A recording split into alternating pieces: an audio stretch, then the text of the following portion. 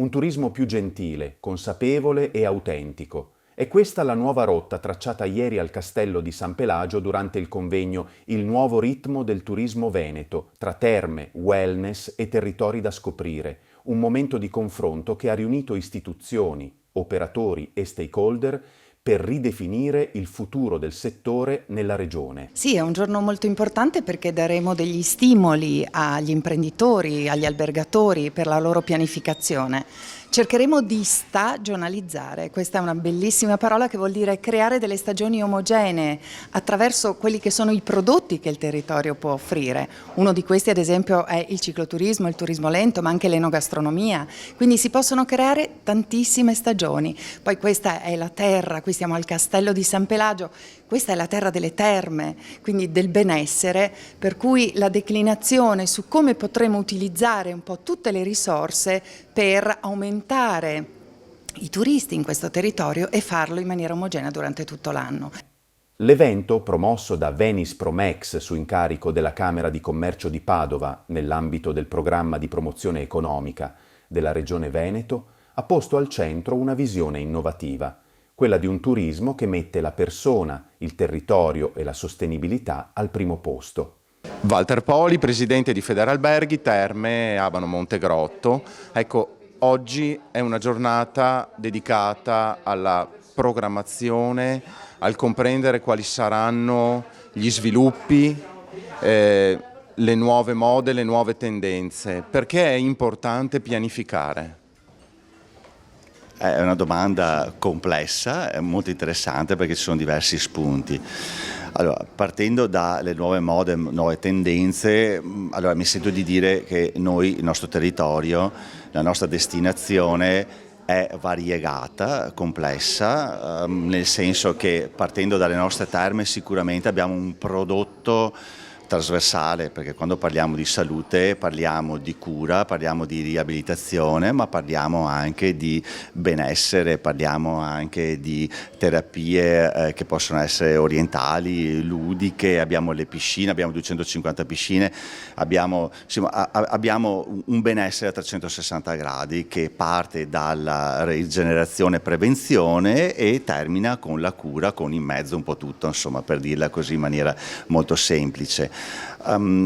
Io penso sempre, quando immagino il mio territorio, quando guardo il mio territorio, immagino un territorio che offre molto, perché i colli e quindi l'enogastronomia, le ciclabili e quindi la vita all'aria aperto, le passeggiate, insomma abbiamo il riconoscimento UNESCO importante, quindi ecco, poi guardo Padova e quindi immagino la cultura, immagino l'arte, immagino la storia e quindi sì, abbiamo veramente tanto da offrire e abbiamo la necessità di fare molta sinergia tra di noi, insomma, per vendere un prodotto che comprende, appunto, come abbiamo detto, e può intercettare diversi segmenti di mercato.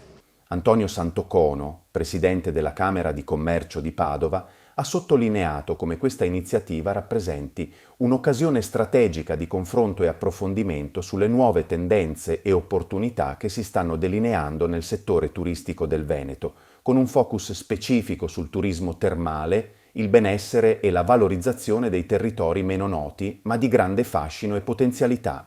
Il Presidente ha evidenziato la fase di evoluzione che sta vivendo il comparto, tradizionalmente legato alle città d'arte, alla costa e alle Dolomiti. Sempre più visitatori ricercano esperienze autentiche e rigeneranti, legate al contatto con la natura e al benessere psicofisico. I colli euganei, il bacino termale euganeo e i borghi storici diventano così laboratori di un nuovo modello di accoglienza, dove turismo slow, wellness, terme e offerta enogastronomica si integrano in percorsi di qualità. La dottoressa Ricciarda Vesani Zaborra, proprietaria del Castello di San Pelagio. Ecco, questo meraviglioso luogo ospita il Museo del Volo e lei, da proprietaria di questo meraviglioso maniero, come vede le prospettive, cosa suggerisce per lo sviluppo del turismo veneto? Beh, quello che suggeriamo da 50 anni invano, cioè un coordinamento tra le varie attività, un capofila, diremmo così, pubblico. Noi facciamo la nostra parte e le assicuro che la facciamo molto intensamente, ma naturalmente serve il capofila pubblico. Noi siamo dell'idea che il pubblico serve assolutamente, il pubblico intendo la regione, lo Stato, quello che faccia da capofila alle attività che si svolgono. Ma noi veneti siamo, ahimè, molto individualisti, quindi ognuno per sé e basta, e questo non è bene. Abbiamo provato già 40 anni fa, io in prima persona, e ho scoperto la difficoltà di coordinare, di mettere insieme realtà delle quali ognuno si sente il meglio. Io ho pensato che insieme sarebbe molto meglio. Comunque, se si potrà, questo sarà il futuro, stare coordinati, avere delle politiche di condivisione del territorio, di modo che nessuno faccia solo per conto suo. Perché vede, se io non avessi salvato con unghie e con denti il dintorno, cioè evitando che venisse costruito a 30 metri da qui, facendo di tutto quello che si poteva per salvare il territorio, non sarebbe come oggi, capisce? Quindi se ci fosse un coordinamento in questo senso e tutti potessero fare un po' quello che abbiamo provato a fare noi nel nostro piccolo, senza troppe grancasse, nel piccolo del quotidiano, con combattimenti corpo a corpo con tutto e tutti, però adesso è così, adesso abbiamo salvato il salvabile e io mi augurerei che fosse così per tutto il nostro territorio, perché noi da soli contiamo fino a niente praticamente. Dico, quando si va all'estero si parla della regione Veneto in Europa, per carità c'è Venezia, ma se si parlasse del territorio intero non sarebbe meglio? Io credo di sì. L'obiettivo dichiarato è duplice: fornire strumenti concreti agli operatori e promuovere una nuova narrazione del Veneto turistico che valorizzi un patrimonio diffuso ancora poco conosciuto. Franco Conzato, in rappresentanza della Camera di Commercio di Padova e procuratore speciale di Venice Promex. Ecco, le sinergie tra le attività commerciali e quelle turistiche sono un fattore determinante? Assolutamente sì, perché proprio questa sinergia, questa capacità di fare squadra consente di modificare, di ampliare, di innovare il prodotto turistico. Da soli non si può fare niente, ecco quindi l'importanza che un territorio complessivamente inteso nelle sue diverse articolazioni possa in qualche modo coordinarsi. Per far questo però occorre avere una visione unitaria, una visione condivisa, e momenti ed incontri come quelli di oggi ci aiutano proprio ad esplorare quali possono essere gli scenari condivisi per il futuro e su questo strutturare la proposta di un pacchetto turistico che sia all'altezza dei tempi. Federico Caner, assessore al turismo della Regione del Veneto, ha messo l'accento sulle direttrici fondamentali per costruire il futuro delle destinazioni turistiche. Il turismo sta vivendo un momento di grande cambiamento, in cui sostenibilità, benessere e trasformazione digitale non sono più elementi accessori, ma direttrici fondamentali per costruire il futuro delle nostre destinazioni. Per il momento l'intelligenza artificiale sta già aiutando i viaggiatori. Il 20% circa degli europei, il 40% degli americani si sta già affidando a strumenti di intelligenza artificiale proprio per farsi ispirare nella fase più difficile, quella della discovery, cioè della ricerca di offerte e di decidere dove andare in vacanza.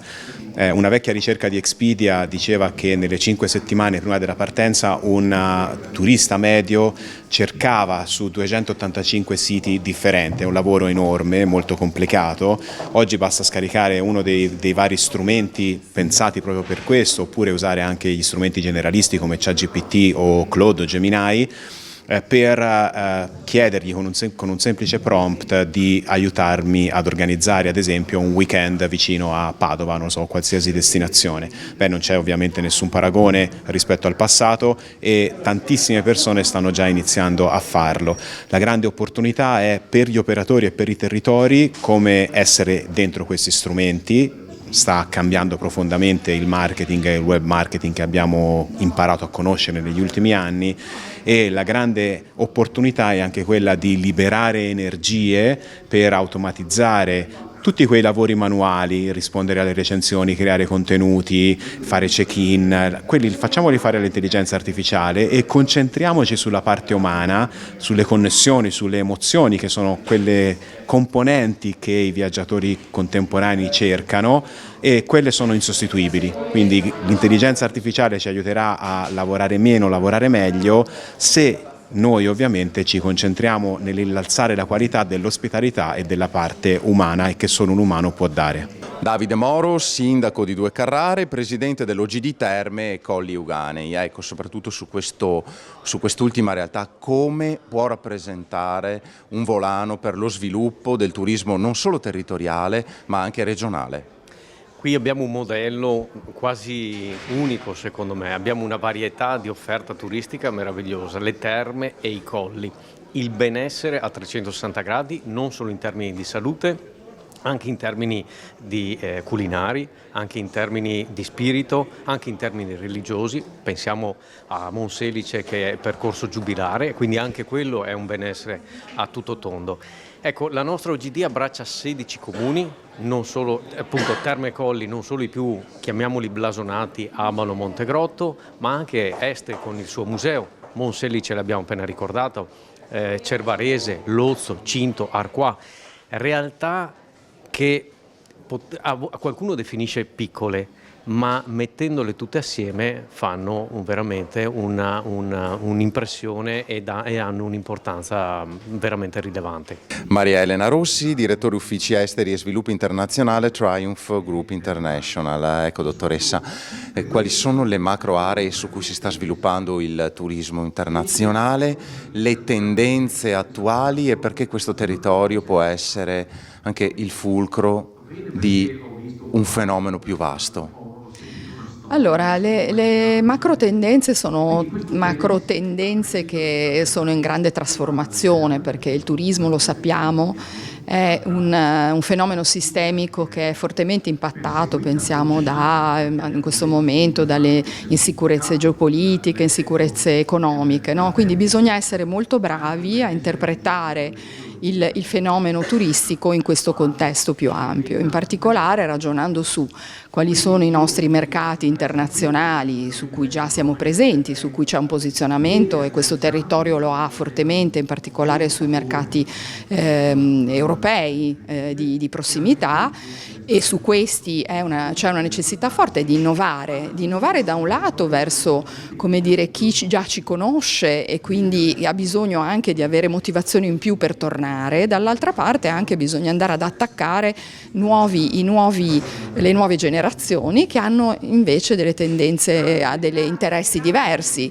Quindi in particolare questo è un processo di posizionamento che deve essere fatto come sistema e che deve anche vedere, come ho detto, da un lato i mercati già affermati europei, che peraltro rappresentano in totale in Europa l'80% del traffico mondiale.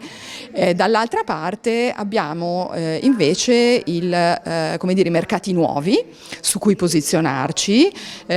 Ovviamente fondamentale è le connessioni, i collegamenti aerei. Ci sono verso l'Asia oggi sicuramente alcune problematiche che si sono poste, alcuni mercati come il mercato sud-est asiatico, Cina, Giappone stanno un po' soffrendo nella ripresa rispetto ad altri, però allo stesso tempo abbiamo paesi e aree come quelle del Golfo che sono molto forti e sicuramente resta uno dei nostri mercati oltreoceano più importanti, americani e canadesi, che comunque continuano a viaggiare soprattutto in un'ottica di conoscenza approfondita del territorio, della nostra cultura, sia materiale che immateriale, che va spinta sempre di più. Quindi io credo che complessivamente sia importante, sulla base di uno scenario che va cambiando, avere la capacità di intercettare quelle che sono appunto i mercati più promettenti e che possono, sui quali agire in modo innovativo. Questo è un po' la filosofia, è una sorta di ingegneria turistica che bisogna portare avanti, spesso non si fa, si deve essere basata sul dato e deve essere basata anche sulla conoscenza approfondita dei movimenti che oggi contraddistinguono il nostro settore. L'evento si è inserito in un programma articolato di 3 giorni che ha visto la partecipazione di numerosi giornalisti di testate e programmi televisivi nazionali.